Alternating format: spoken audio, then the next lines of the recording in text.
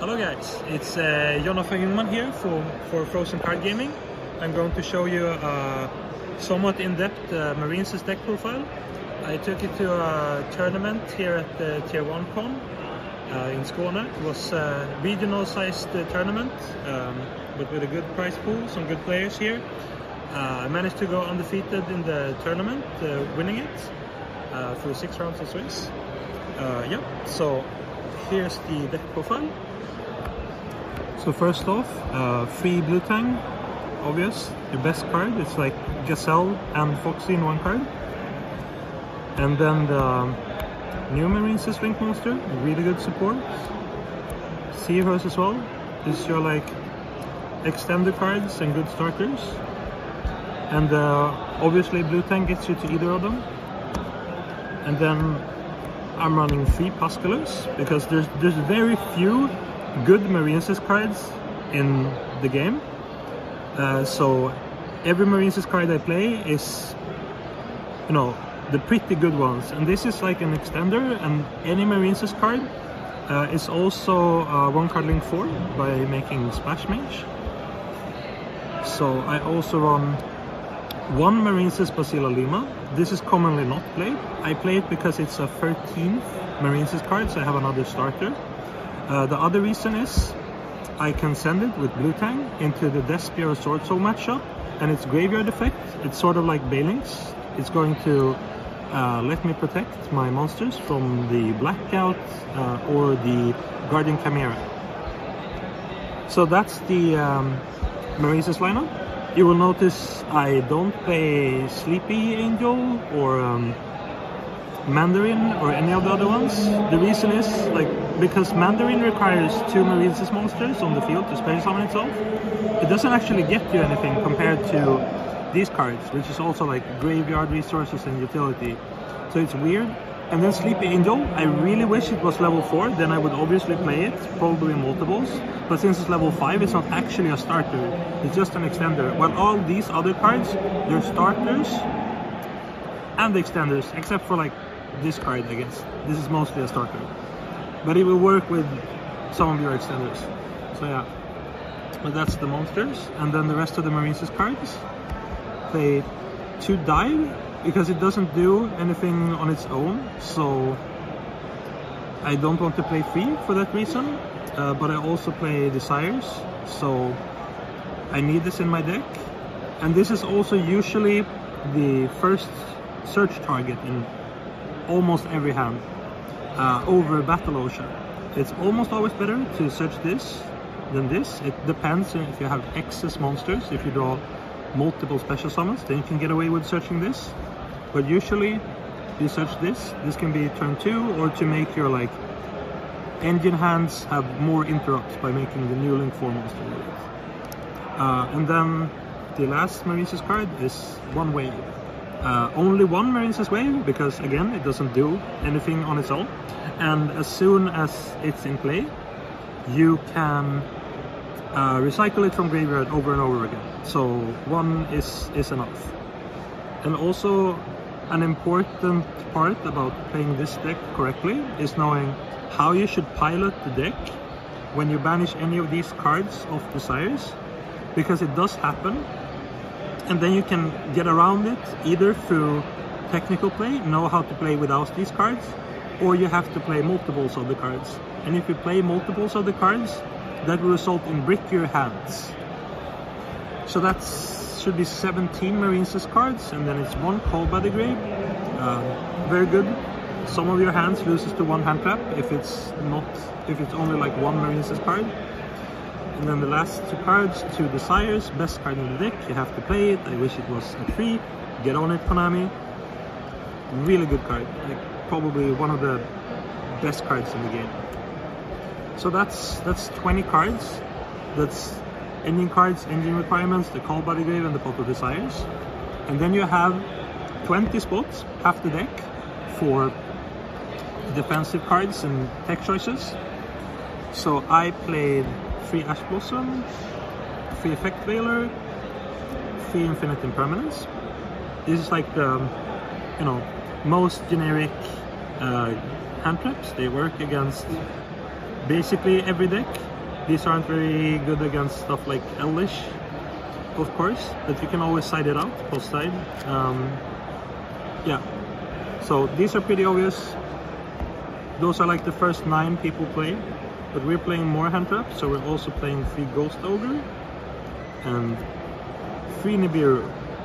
So Nibiru is good against almost everything, and Ghost Ogre is also good against almost everything. Obviously they're not great against Despia most of the time, but the deck usually has a good Despia matchup already, because the Imperms and the Veilers and other tech choices deal with the Despia matchup. So yeah, this is more good hand traps basically. And then the last hand trap I play is 2 Ghost Mourner. I think this is an underrated card. You would play Impermanence over it, obviously, and also Effect Veiler over it, but since I'm already playing those cards, this is a good like 7th and 8th Effect Veiler / Infinite Impermanence. It also has some benefits over a card like Effect Veiler. For example, you can hit Aliber if they use Branded Opening in the draw phase or standby phase. So yeah, underrated card for sure. I think it's much better than DD Crow in the. It's definitely better than DD Crow, at least in the Despia matchup. So that's why I'm running this card over something like DD Crow. The difference being with this card, you can hit either the Aliber of the opening, which can stop them dead in the attacks, or you can hit the fusion monster. And in those cases, you will stop both the Mirror Jade and them getting to Branded in red, while DD Crow would make it so they still have the Mirror Jade. You can just maybe stop the Branded in red from resolving. And this deck can kind of struggle with the Mirror Jade on the normal summon, so it's better to play a card like this and stop it outright. So that's 17 hand traps, and then the last 3 tech spots are Forbidden Chalice. This is very versatile, helps you get through whatever one interrupt they can sometimes put up through all the hand traps you play. Yeah, it's solid, can set it going first as well. It's good, it does just enough. Also in this deck, it's important to like distinction with Chalice and Forbidden Droplet. Like most decks run Forbidden Droplet, and you might also think that, oh, this is like a graveyard deck, why aren't you running on Forbidden Droplet in it? The reason is you don't have any good targets to send with your Droplet. You have almost no spells you can chain Droplet to. The only thing would be Pot of Desires maybe, and then if you send monsters, they're always going to be real cards. Because usually how Marineses play is you use the like extender cards and starter cards, and then you add them back, and then you extend with them even more. If you send them off Droplet, yeah, sure, you can maybe add them back, but then you've used like half of the card's value already when you're making your push and your play. So that's why I much prefer Forbidden Chalice over Forbidden Droplet, and specifically this deck. You could also opt to play more hand traps over this. Like maybe a third Mourner or something in the main, but I think Chalice is better than Mourner, allows for more live cards into matchup like Floowandereeze, which you already have like a lot of dead cards against. So it's nice to be able to like make sure you have almost every card is live post side, well, by making your like main deck ratios be, you know, somewhat applicable to every matchup. So that's the main deck. And I'll go extra deck. Let's see. Let's start with the Link ones. 3 Blue Slug, 2 Sea Angel, 1 to search your first Marineses spell on your first turn, and then a second one to search the other one on the follow-up turn. Also, if you get stopped on the first one, you have another attempt with another Marineses card. If the first Sea Angel gets like Effect Veiler, then you just swing over it, maybe you hand trap them back, but now your one card starters are not one card starters anymore if you run one, so the second one is really important. And then free Blue Slug is obviously really good. It makes your what's it called, the level 3, here it is, Sea Angel, a better one card starter. Same thing with like Spring Girl, the new cards, also free, is really good in the grind game because you can add back any link monster. So this is the card you would play free over before you would put in a third copy of any other Marines' card, seeing how this can, you know, recycle back any other Marines' card and then ladder you into the one you would otherwise play over it. Then Link 2, Coral Animal, really good. 2 is just enough. Obviously it would be kind of nice to play 3, but usually you're good with 2, and if you need a third one you can put it back with the third Blue Slug instead. And yeah, it's obviously really good for the deck. You can special summon stuff back, you use it in all your combos, add back cards, it's fantastic. And then Splash Pitch, which you use together with Coral Animal to make a 1-card Link 4 of any Marines' card.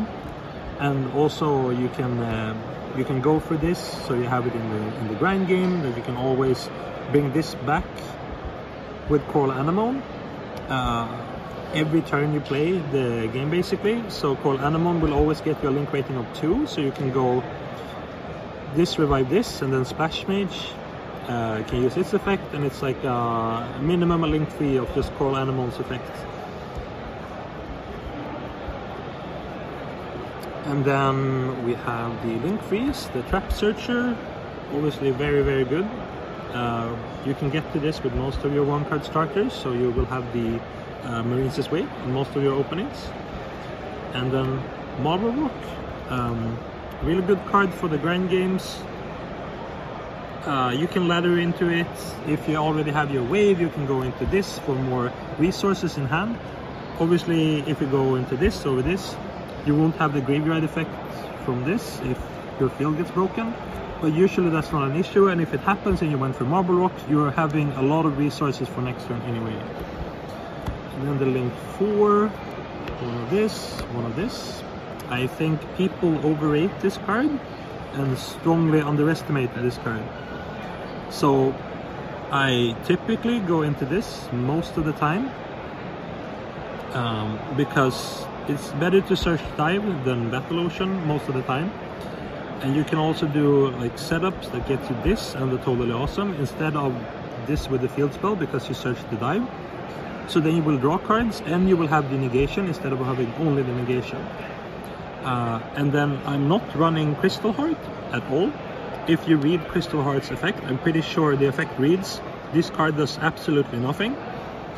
Because the issue with it is you have to search Battle Ocean for it to do almost something. But even in those scenarios where it would make your links like immune, Marines' Wave already makes your cards immune. Also, Crystal Heart requires you to have Battle Ocean on the field. And as we've been saying for the deck profile, Battle Ocean is not your first priority to search. It's almost always dive. So yeah, I never wanted to make Crystal Heart. I'm happy I'm not playing it in the deck, because I think if you go for Crystal Heart lines, you're probably making an incorrect line of play. So that's all the Link monsters. And then the last 3 cards in the deck is Bahamut Shark with Toad. You can make these in a fair amount of openings, helps you convert excess MD cards into interrupts. And then last card is a Stealth Kragen. You can sometimes have trouble outing a lot of monsters on your opponent's board. Usually you swarm into like 1 or 2 big monsters. So if they have like 5 or 6 monsters on the field, it can be hard to break. But with this, you can make it. You destroy 1 card the turn you make it, and then 1 card on your opponent's turn. So yeah, it's really good. A helpful tip is, even if you play only this, you should probably be able to recite the effect of Stealth Kragen Spawn, because if you do, people will think that you play them and they will opt to not run over this in, destroy it to trigger the effect and let you summon the Kragan spawns. But it's not worth it to play the Kragan spawns because you seldom summon this, and it's even less times that it would be destroyed and you would trigger the Kragan spawns. Especially since people can think that you play them, and then they play around that you might have them in your extra deck. And then lastly we have side deck. 3 Virolia Warlords, everything is Cybers. A lot of decks just auto-lose to this card. Also, you don't play a lot of back row, so if they don't side in back row, they will not have an answer for this, and it will just auto-win you the game. And then we have 3 Token Collector. Sorcerer is a really good deck. I run some cards in the main deck that's not very good against them. For example, a card like Ghost Mourner isn't very good, because even if you hit like Shishao, that does something, but it doesn't do enough. You would much rather have a blowout card in your Token Collector, and also I think Sword Soul is one of the best decks of the format, so that's why I'm respecting it with Token Collectors on the side. And then it's back row removal, Lightning Storms, Twin Twisters, and a Feather Duster. This might seem like a lot, but as you saw in the main deck, we're already running so many hand traps. So it's not like we have to side the hand traps as well, because they're already in the main deck. And then also a lot of them are dead versus the back row matchups. So you can just swap them out for these cards in those matchups, and you will have a much easier time game 2 and 3, almost always winning them. And then the last 2 cards in the extra deck is the third Mourner and the first DD Crow. So this is just to be able to side out more of the dead hand traps against Despia for hand traps that are live against Despia. And as I said previously, I think Mourner is a better card than DD Crow against the Despia matchup. But as we have a card limit of 3, this is the third Mourner, and then I wanted a 4th card, so then DD Crow was that 4th card. So just general things about the deck. You should focus on playing like with your hand traps, going for Bubble Reef to draw into more of them. That's like an important synergy of the deck. Otherwise, just play it like mid-range control, grind. Be careful with how you push, but also don't be afraid to push. Rewards like good technical play and good reads, so it's a really fun deck you should check out. I can also show not sure if people are very aware of this combo, but this is what you can do with a Marines card. You can normal, you make Sea Angel. Sea Angel will grab you the dive, activate the dive, special summon it. Now you can make these 2 into Splash Mage. This is an important step because then you can special back. Then make this into Blue Slug. Add this back. Make these 2 into Coral Anemone. And then Coral Anemone can revive the Splash Mage. So this way you get to go into the link 4, and then also Coral Anemone at this back. So by just having a Marines card, any card, you get the card back, you get the die back, and now you have your engine going. On their turn you can start banishing your graveyard to draw cards, to draw better engine or more interruptions. And if your starting hand is only this, then that means the rest of your hand is at the very least cards like Wave. Typically it's just more hand traps, so as long as you get going at all, you will be able to stop your opponents and more than likely win the game.